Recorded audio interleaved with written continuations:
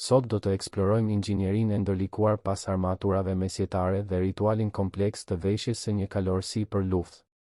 Përpara se të vazhdoni me videon, mos harroni të regjistroheni në kanal për më shumë narrativa dokumentare si kjo. Udhëtimi i një luftëtari drejt fushëbetejës nuk fillon me zhurmën e shpatave apo trokashkën e kuajve madhështor të luftës, por në heshtjen soditse dhe nxehtësinë mbytëse të farkës së një mjeshtri armëpunues, ku fillon të marrë formë vetë rëndësia e mbrojtjes. Çdo pllak çeliku që përbën një komplet të plot armature mesjetare lind si një sipërfaqe e ashpër, e errët dhe e papërsosur, duke kërkuar qindra orë pune të palodhur, goditje metodike të çekanit, ngrohje dhe ftoje të kontrolluar, derisa metali i papërpunuar të shndërrohet në një kryevepër të vërtetë të inxhinierisë mbrojtëse. Kalimi nga ajo pllak metalike fshatare në një pjesë të përfunduar të armaturës, e lëmuar derisa të shkëlqejë si pasqyrë dhe e pajisur me skaje të rrumbullakosura, me ntesha precize dhe rripa lëkure rezistent, përfaqëson një triumf të gjenisë njerëzore mbi kufizimet e lëndës. Ajo që shohim në muze apo në riprodhimet historike është rezultati përfundimtar i këtij procesi raskapitës, një strukturë mbrojtëse praktike dhe shumë e sofistikuar, e projektuar jo vetëm për të devijuar goditjet vdekjeprurëse, por për të lejuar ushtarin mesjetar të lëvizë, të luftojë dhe të mbijetojë në mjediset më armiqësore të imagjinueshme. Megjithatë, një armaturë e plot nuk është një njësi e vetme, por një puzle tridimensional jashtëzakonisht kompleks, i përbërë nga dhjetëra pjesë individuale që duhet të ndërveprojnë në harmoni të përsosur matematike dhe anatomike. Për të kuptuar vërtet se si këto pllaka çeliku bashkohen për të krijuar një kështjellë të papenetrueshme rreth trupit të njeriut, është e nevojshme të zhytemi në procesin intim dhe gradual të armatimit të një kalorësi. Një ritual që zbulon se forca e vërtetë e armaturës qëndron si në shtresat e padukshme që prekin lëkurën, ashtu edhe në çelikun që pasqyron dritën e diellit. Procesi i përgatitjes fillon shumë kohë përpara se të ngrihet pjesa e parë e metalit. Themeli i çdo armature mesjetare cilësore nuk është bërë prej hekuri, por prej pëllure, djerse dhe përshtatjeje fiziologjike. Kalorësi vesh fillimisht të brendshmet e tij mesjetare, të përbëra nga geta të ngushta që mbulojnë këmbët dhe një pjesë themelore të njohur si gibo de armar, xhubleta e armatimit, ose jaqueta de armar. Ky gibo nuk është një veshje e thjesht civile, por një pjesë e pajisjes taktike shumë të specializuar, e qepur sipas masës për t'u përshtatur në mënyrë të përsosur me konturet specifike të trupit të atij luftëtari të veçantë. Jaqueta de armar është e trash, shpesh e mbushur me shtresa liri, leshi ose materialesh fibroze që shërbejnë për të thithur tronditjen e goditjeve të forta që në mënyrë të pashmangshme do të përshkojnë ngurtësinë e çelikut. Një karakteristikë e veçantë dhe jetike e gibo de armar është marrëdhënia e tij me trupin e përdoruesit. Ai thith djersën e madhe të krijuar nga sforcimi fizik ekstrem i mbajtjes së 10 kilogramëve pajisje, si dhe papastërtitë e mjedisit, pluhurin e marshimeve dhe madje edhe lëngjet e kuajve.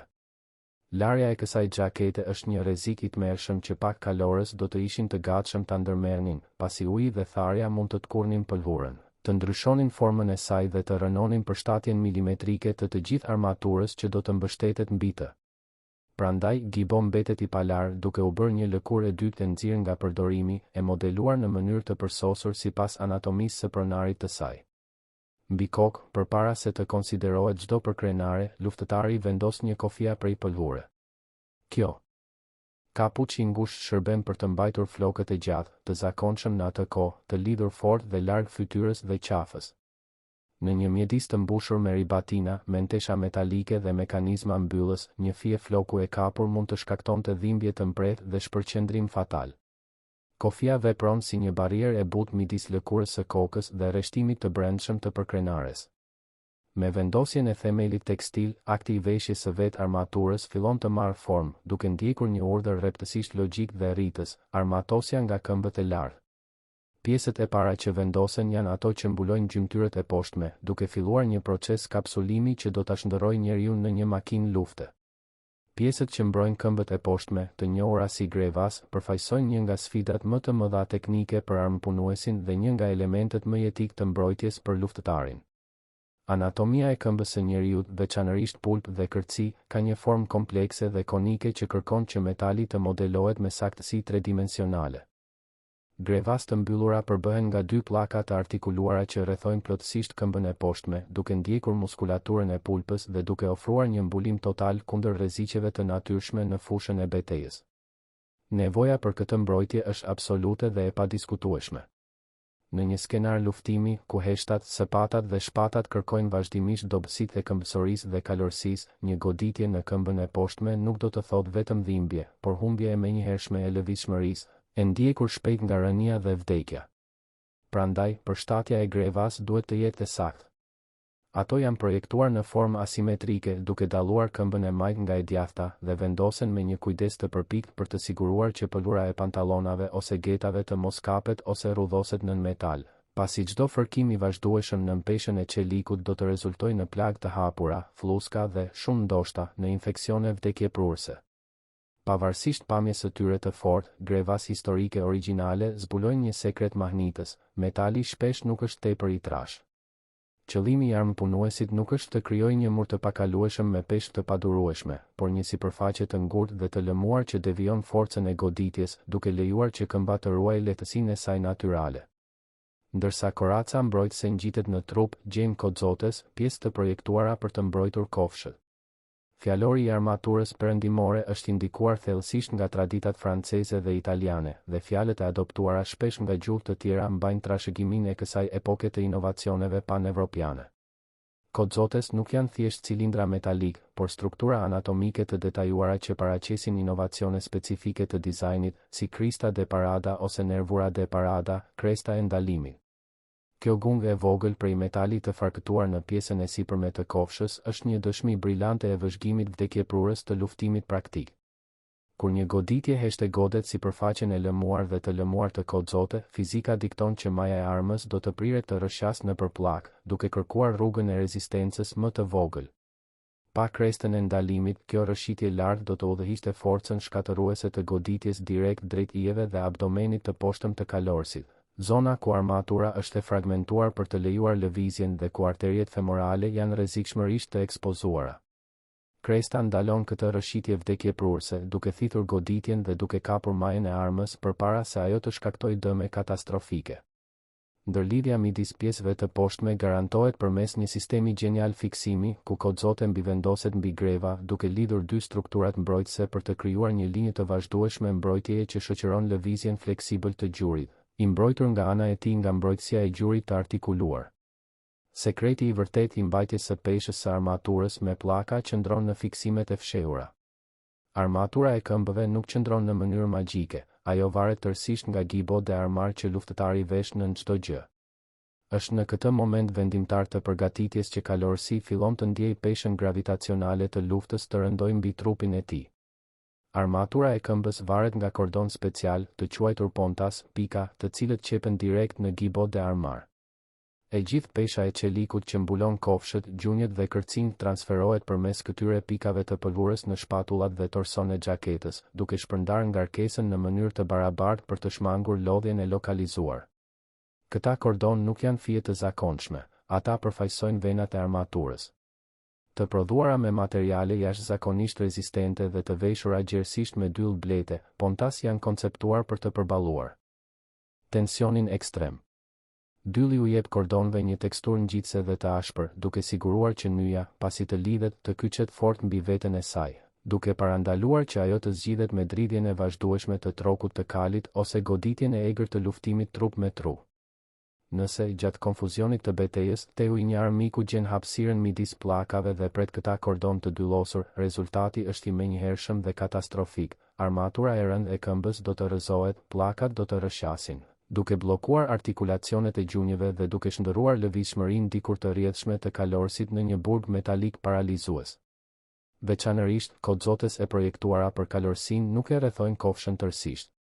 Ato mbulojnë pjesën e përparme dhe të jashtme të këmbës, duke lënë faqen e brendshme, që mbështetet pas shalës së kalit, të lirë nga pllaka të mëdha metali të ngurtë. Kjo siguron që kalorësi të mund të ndjejë kalin, të zbatoj komanda precize me këmbë dhe të parandaloj që qeliku të ndërhyjë në pajisjet e kalit. Ky dallim delikat ndan menjëherë armaturat e destinuara ekskluzivisht për këmbësorinë nga ato të farkëtuara për fisnikërinë e hipur mbi kal. Armaturat, prandaj, nuk ishin një produkt i standardizuar në sensin modern, por mallra me vlerë ekstreme që pasqyronin thellësisht strukturën sociale, ekonominë dhe hierarkinë e botës mesjetare. Një armaturë e statusit të lartë, e farkëtuar për një fisnik ose një luftëtar të pasur, bëhej pa përjashtim sipas masës. Çdo kurb, çdo kënd, çdo milimetër qeliku kalibrohej për t'u përshtatur në mënyrë të përsosur me trupin e përdoruesit të saj, duke maksimizuar efikasitetin e mbrojtjes. Në kundërshtim me këtë, ekzistonin armaturat e municionit, pjesë të prodhuara në masë me standarde më të ulta përfundimi, të shpërndara për trupat e linjës ose ushtarët më pak të pasur. Statusi dhe mbijetesa ecnin dorë për dore në fushëbetejat e Evropës. Mbajtja e një armature të zbukuruar pasurish me detaje bronzi dhe skaje të dorëzuara i dërgonte një mesazh të dyfisht armikut, nga njëra anë shpallte një luftëtar të frikshëm dhe vdekjeprurës, nga ana tjetër e shënonte atë njeri si një objektiv me vlerë shumë të lartë financiare.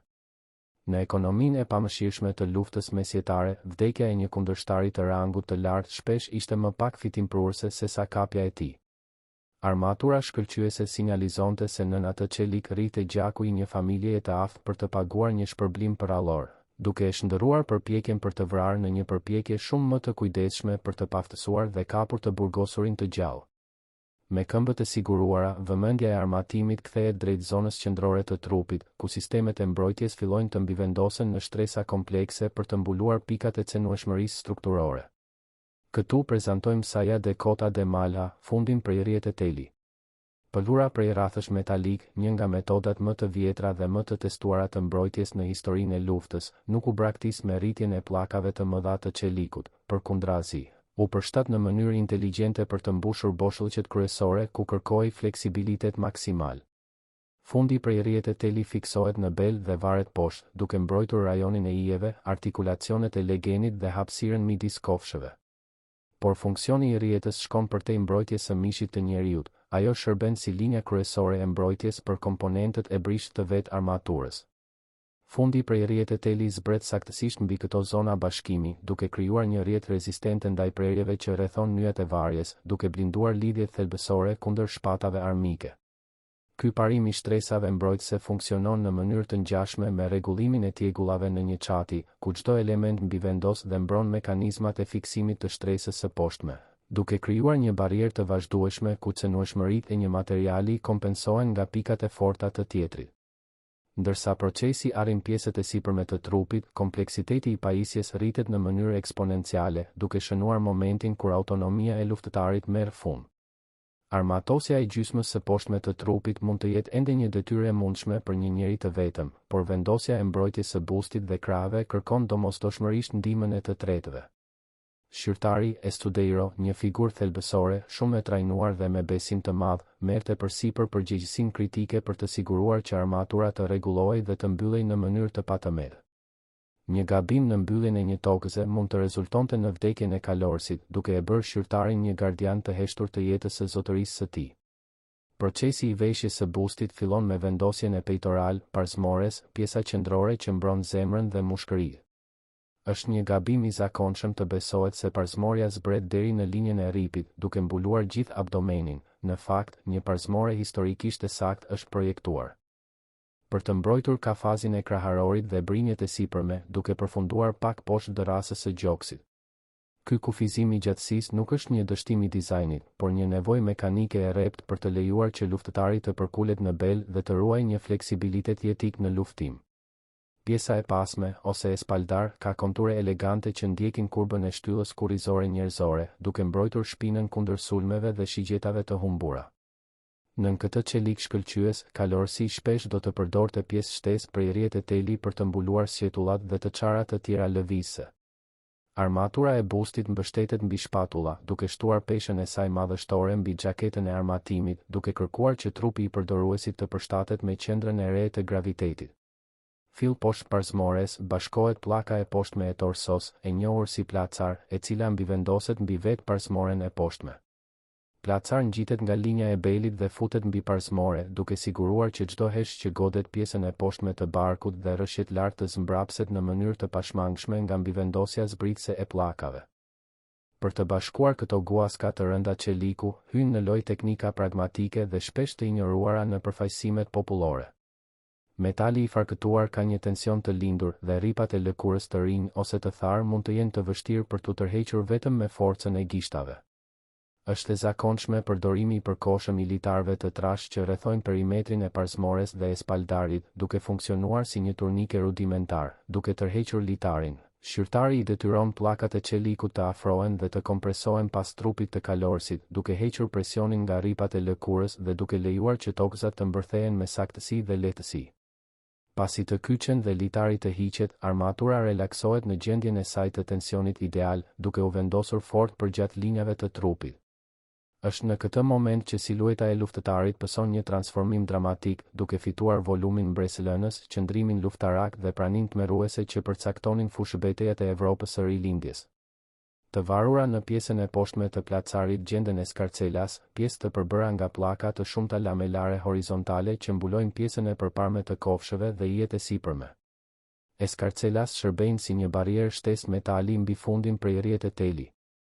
Si pjesa tjetër e armaturës, këto pllaka të varura janë imtësisht të rregullueshme me rripa lëkure, duke lejuar që ato të vendosen në formë vertikale për luftimin në këmbë, duke siguruar një mbulim të ngurtë, ose të ripozicionohen me një largësi anësore më të gjerë për të akomoduar uljen në shalën e një kali. Me bërthamën të mbrojtur, rituali vazhdon drejt gjymtyrëve të sipërme, duke u fokusuar në mbrojtjen komplekse të krahëve. Ndryshe nga busti i ngurtë, krahët kërkojnë një shkallë lëvizshmërie të jashtëzakonshme, pasi janë vektorët e sulmit dhe kontrollit. Armatura e krahëve formohet nga kanun, tuba, të shumtë dhe komponent tubular të bashkuar me mentesha, ribatina lëvizëse dhe breza lëkure të fortë, të gjitha të varura nga shpatullat. Kanunët e poshtëm të avambrachos mbulojnë parakrahët dhe mbyllin kyçet e dorës, të plotësuar më vonë nga dorezat e gjata të artikuluara prej metali, manoplas. Mbi parakrah mbështetet kodal, pjesa e projektuar posaçërisht për të mbrojtur artikulacionin kritik të bërrylit, ndërsa rebraço mbron kockën e sipërme të krahut deri te shpatulla. Bërryli, veçanërisht pjesa e brendshme e kurbës, ku ndodhen enë gjaku të mëdha jetike dhe grupe komplekse tendinash të ekspozuara, përfaqëson një dobësi potencialisht vdekjeprurëse nëse lihet pa mbrojtje të duhur. Për të zbutur këtë rrezik, kodal ka zgjatime lamellare dhe krah të gjerë që rrethojnë pjesërisht brendësinë e krahut, duke siguruar që një goditje tangjenciale të bllokohet përpara se të godasë mishin e butë. Këtu simetria e përsosur në armaturë braktiset në favor të funksionalitetit maksimal, duke zbuluar hiperspecializimin e taktikave të luftimit mbi kal. Trupi i kalorësit që sulet kundër armikut nuk kryen lëvizje identike me të dyja duart. Krahu i majt është i ngarkuar të mbajë frenat e një kali lufte të rëndë, duke drejtuar trajektoren e mjetit të hipur, ndërsa mbetet i ngurtë, mbrojtës dhe vazhdimisht i ekspozuar ndaj anës së kundërshtarit që afrohet gjatë një sulmi kalorësie. Në të kundërt, krahu i djathtë ka nevojë për hapësirë dhe gjerësi veprimi për të manovruar heshtën e rëndë, shpatën e gjatë ose çekanin e luftës. Prandaj, armatura shpesh pasqyron këtë dikotomi operacionale përmes një asimetrie të dukshme të dizajnit. Mbrojtja e bërrylit të majt është masive, duke mbajtur një codal dukshëm më të madh dhe më rrethues se i djathti, pasi funksioni i tij kryesor është të marrë dhe të devijojë energjinë e papërpunuar të goditjeve gjatë turneve ose përplasjes së linjave të betejës armike. Bërryli i djathtë paraqet një krah shumë më të vogël dhe konture më të holla. Nëse mbrojtja e djathtë do të ishte tepër e gjerë, ajo do të përplasej me heshtat kur ato tërhiqen në pozicionin couchet, duke bllokuar lëvizjen sulmuese të luftëtarit. Ky optimizim pragmatik shtrihet edhe te espaldares e mëdhenj, mbulimet mbresëlënëse të shpatullave që përcaktojnë vizualisht gjerësinë e frikshme të një kalorësi plotësisht të blinduar. Espaldar jo vetëm që mbron nyjen e shpatullës, por zgjeron zonën e tij të mbulimit mbi një pjesë substanciale të parsmores së sipërme, të krahut anësor dhe të shpinës.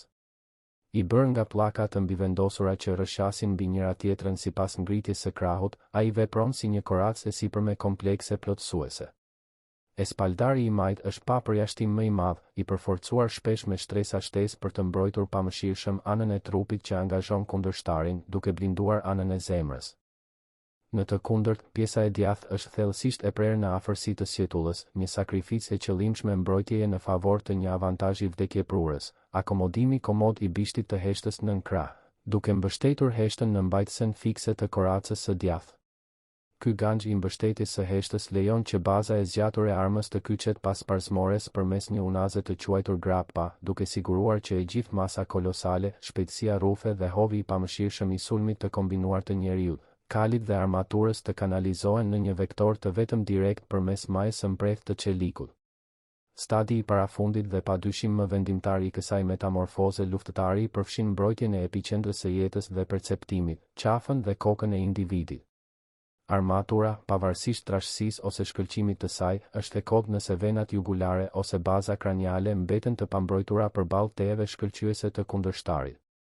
Shpesh të lëna pas dore në kulturën popullore, në kinema dhe në seritë televizive moderne për shkak të nevojës dramatike për të treguar fytyrën dhe emocionet e aktorëve, pjesët e fytyrës, babeiras, mbrojtëset e mjekrës, dhe për krenaret e plota janë mjete mbijetese të panegociueshme. Një ushtar i arsyeshëm do të zgjidhte të vishte vetëm një përkrenare në dëm të gjithë pjesës tjetër të armaturës, nëse kjo zgjedhje drastike do të imponohej, pasi Kafka është njëkohësisht objektivi më i synuar, më i vlefshmi dhe më i ndjeshmi ndaj asgjësimit të menjëhershëm.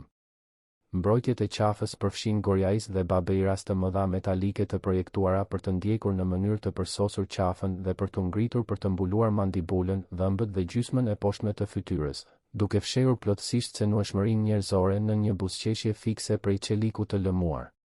Duke akomoduar për krenaren si celada ikonike evropiane e shekullit të 15 që shtrihet në mënyrë harmonike mbi zverk, koka bëhet plotësisht e kapsuluar në një kube heshtjeje të dendur dhe izolimi shqetësues. Përkrenarja shtyhet fort poshtë, duke u kyçur pas pllakave të babeiras së poshtme për të siguruar që asnjë goditje ngjitse të mos arrijë të grisë fytin e ndjeshëm. Realiteti fizik dhe psikologjik i veshjes së një përkrenarie të mbyllur është një përvojë e privimit pothuajse absolut ndijor dhe orientimit klaustrofobik. Me vizierën e rënd të ulur në pozicion luftimi, hyrja e ajrit jetik bëhet e kufizuar, duke e detyruar kalorësin të thith oksigjen me gulqim dhe të nxehtë që jehon brenda hapësirës së kufizuar. Dëgjimi është merësisht i mbytur, zhurma shurdhuese e betejës, britmat njerëzore, trokëllima dërmuese e thundrave, borit e komandës dhe tringëllima e pandërprerë e hekurit mbi hekur, arrin në vesh në formë të shtrembëruar, duke bërë jehon kaotike në muret konkave të çelikut. Fusha e vizionit, mjeti analitik më jetik i çdo luftëtari, reduktohet drastikisht në një çarje të ngushtë dhe klaustrofobike prej vetëm pak milimetrash gjerësi, duke e detyruar individin të mbështetet në mënyrë të verbër te trajnimi raskapitës, instinktet e pastra dhe drejtimi i kalit të tij. Ky kufizim i rënd ndijor gjeneroi qasje strategjike të ndryshme në varësi të kontekstit rajonal dhe taktik të kombeve evropiane.